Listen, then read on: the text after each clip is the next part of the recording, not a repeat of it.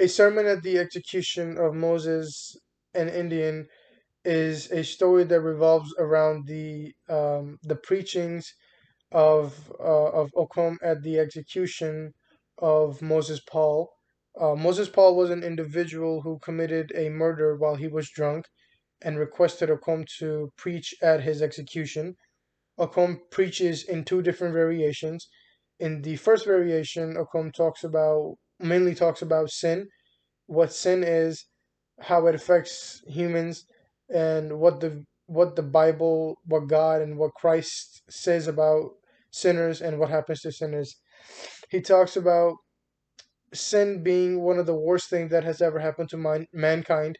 He states that sin is something that distracts humans from the right path. It distracts humans from their goals, their ambitions, their purpose in life.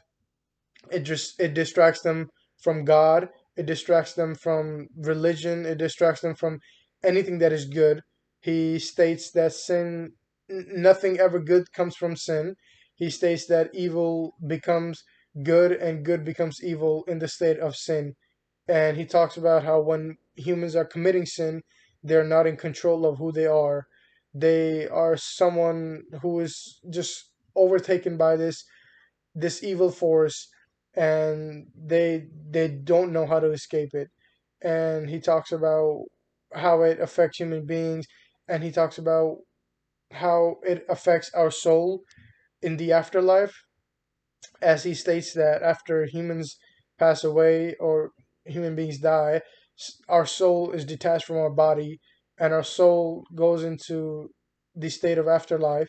And if that soul was a sinful soul, if that human was someone who committed sin, who went against the word of God and went against the teachings of the Bible, then that soul is going to be burned in hell for eternity, and is going to be eternally in agony, eternally in pain, and there's no escaping. There's no escape, and there's no relief for that soul. And in the second part, he talks about how we should avoid sin, how we should follow the path of God, and how we should read and teach and just listen to what Jesus has said and what God has said. He mainly talks about in the state of being drunk and the sin of being a drunk. And he states that when we are drunk, when we are under the influence of alcohol, and I think, in my opinion, he's talking about just being drunk in just being under any influence or any drug for that matter, that we are not in control of who we are, not mentally or physically. We are taken over by this force, this evilness, this sinfulness, and we cannot control who we are. And that's the reason that we do what we do, and we commit crimes such as murder, such as um, going against ourselves and doing this or doing that, and just not being who we actually are. And that's why he's at the end of his preaching, he's literally begging his listeners, his readers, to just follow the path of God, follow the path of God, of Jesus, of what the Bible has taught us, and and to surround ourselves with people that do good and that stay away from evil and stay away from sin. And he's just he's in a state where he's just begging the people to just do the right thing. And he tells us that we know what the right thing is, we know what the right way of living is, so why should we commit sin and do this and do that.